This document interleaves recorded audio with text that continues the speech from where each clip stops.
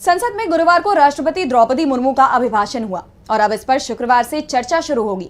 आमतौर पर नई लोकसभा में राष्ट्रपति के अभिभाषण पत्र में विवादित मुद्दों को छुआ नहीं जाता, लेकिन इस बार जैसे सरकार की तरफ से परंपराएं तोड़ने की पूरी तैयारी कर ली गई है। लोकसभा अध्यक्ष के चुनाव से ही इसकी शुरुआत हो चुकी है और अब अभिभाषण में भी वो मुद्दे जोड़ लिए गए जिनका जिक्र जरूरी नहीं था। इसे लेकर हंगामा मचा। तो क्या रहा राष्ट्रपति के अभिभाषण में खास, देखिए ये रिपोर्ट। गुरुवार को सदन में राष्ट्रपति द्रौपदी मुर्मू का अभिभाषण हुआ। इस दौरान राष्ट्रपति ने अपने भाषण में अपनी सरकार के किए गए कामों पर बात करते हुए अगले 5 सालों के लिए रोड मैप पर बात की।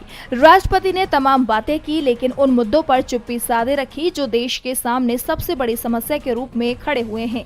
राष्ट्रपति ने अपने अभिभाषण में सेना के आधुनिकीकरण की बात की, स्थानीय कंपनियों से रक्षा सौदे को लेकर सरकार की उपलब्धियों को गिनाया, लेकिन अग्निवीर पर चुप्पी साधे रखी, जबकि लोकसभा चुनाव में ये सबसे बड़ा मुद्दा बन गया था।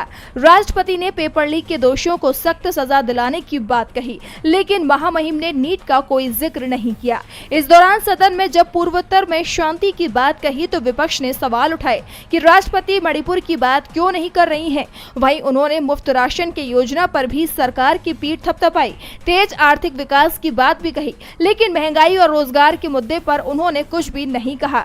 अभिभाषण में किसानों के मुद्दे पर कई दावे किए गए। किसानों की तो फसलों के लिए एमएसपी में रिकॉर्ड बढ़ोतरी की बात की गई, लेकिन किसान एमएसपी की गारंटी को लेकर आंदोलन कर रहे, उस एमएसपी की गारंटी पर कुछ भी साफ रुख नहीं दिखाया। राष्ट्रपति ने कई और मुद्दों पर बात की, जिसमें सफल चुनाव पर चुनाव आयोग की पीठ थपथपाई तो देश को स्टार्टअप के मामले में तीसरे नंबर पर पहुंचने की उपलब्धि को भी गिनवाया। लेकिन राष्ट्रपति के अभिभाषण पर विपक्ष ने निराशा जताई और कहा कि इसमें भविष्य के रोड मैप की कोई भी झलक नहीं दिखाई दी।